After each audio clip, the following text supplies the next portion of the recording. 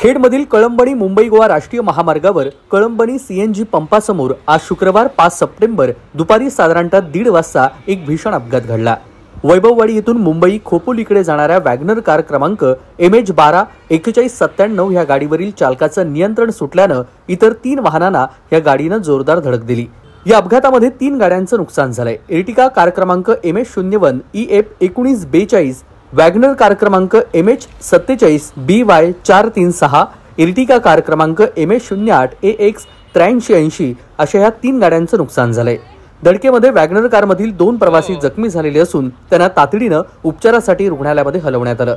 जखमींची नावं देखील आपण पाहूयात।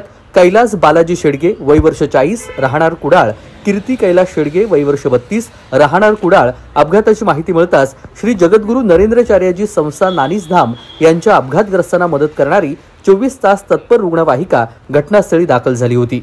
या रुग्णवाहिकेमधून जखमींना तातडीनं उपजिल्हा रुग्णालय कळंबणी येथे प्राथमिक उपचारासाठी दाखल करण्यात आलेले आहे। अपघातानंतर महामार्गावरील वाहतूक काही काळासाठी विस्कळीत झाली होती।